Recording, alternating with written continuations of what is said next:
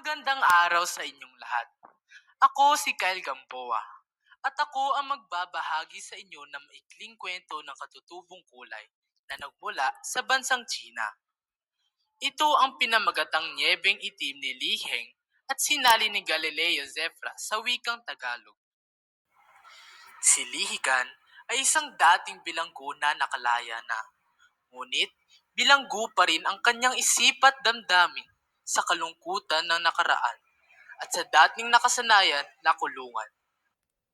Paparating na ang bisperas ng bagong taon.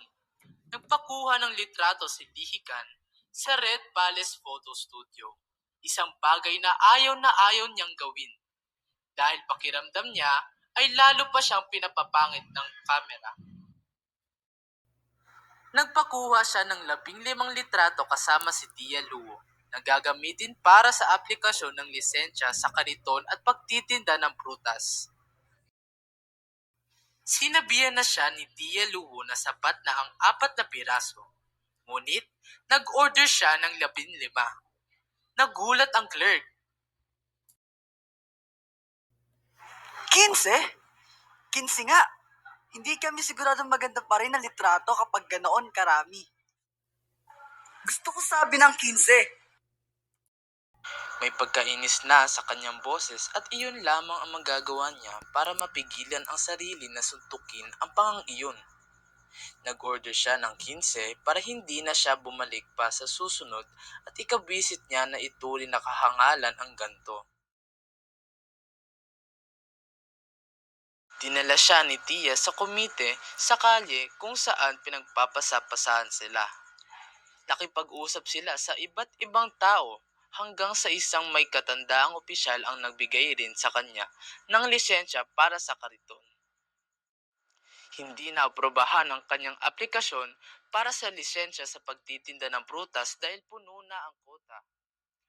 Ang mga kontak ni Tia Luo ay hindi makatulong o ayaw nang tumulong. Mayroon na lamang lisensya para sa tindahan ng mga damit, sombrero at sapatos. Kahit maliit ang kikitain niya, hindi naman liliit pa iyon sa natatanggap niya bilang isang ulila. Hindi ba? Bahala na. Wala nang pakialam si Lihikan kung ano man ang maaaring itinda. Ang mahalaga ay mayroon siyang nagagawa. Paglabas nila mula sa compound ng gobyerno, nakabangga nila ang matabang lalaki na si Heping Lee. Yumuko si Hikan, ang ugaling natutunan niya noong nakabilanggo siya sa kampo bilang paggalang at pagsunod. Nilibot niya ang buong bayan upang maghanap ng mga parte na kailangan para sa sasakyan at nakabul siya ng natatanging sasakyan para sa kanyang paninda na naging sentro ng atensyon dahil ito'y kakaiba. Inimbitahan siya ni Tia Luo para maghapunan sa bisperas ng bagong taon. Ngunit tinatanggihan niya ito. Napansin ni Tia Luo ang kanyang nilulutong hindi balanse na pagkain, maging ang kanyang kasuotan. Sira-sira ang manggas na kanyang panlamig na kasuotan.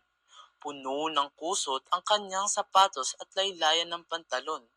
Marumi at mahaba ang kanyang buhok. Naawa si Tia Luo sa kanya. Ngunit, tumanggi pa rin si Lihikan dahil kailangan niyang tapusin ang ginagawa niya bago magbagong taon. At dahil na rin sa lakas at ingay ng mga paputok, ay iniwan muna niya ang ginagawa at naglasing.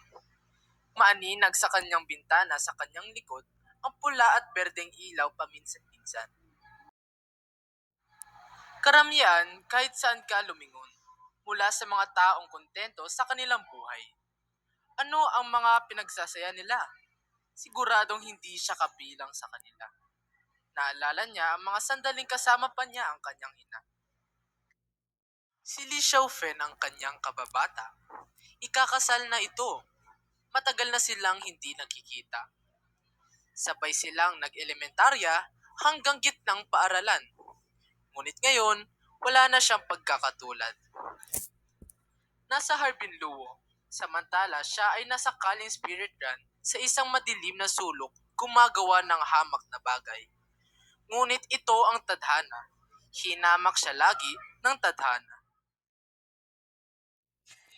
At sa ikalimang araw ng bagong taon, ay ibinigay na kay Lihikan ang pwesto niya at nagsimulang magtinda ng damit.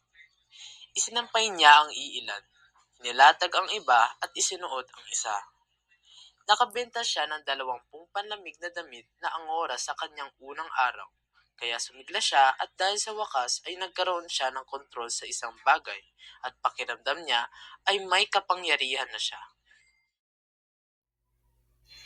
Sa ikatlong araw ng kanyang pagtitinda, wala siyang naitinda. Ngunit isang araw ay nakapagbenta siya ng kasuotang pangsundalo sa 4 na karpintero na kakabalik lamang sa Beijing mula sa Timon.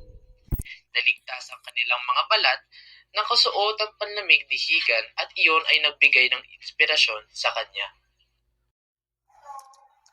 Tiyaga ang susi sa isang buhay na matatag.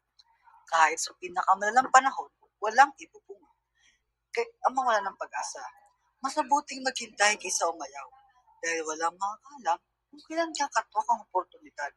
Hindi naman sa lahat ng pagkakataon ay malas ka, hindi ba? Nag-isip si Higan.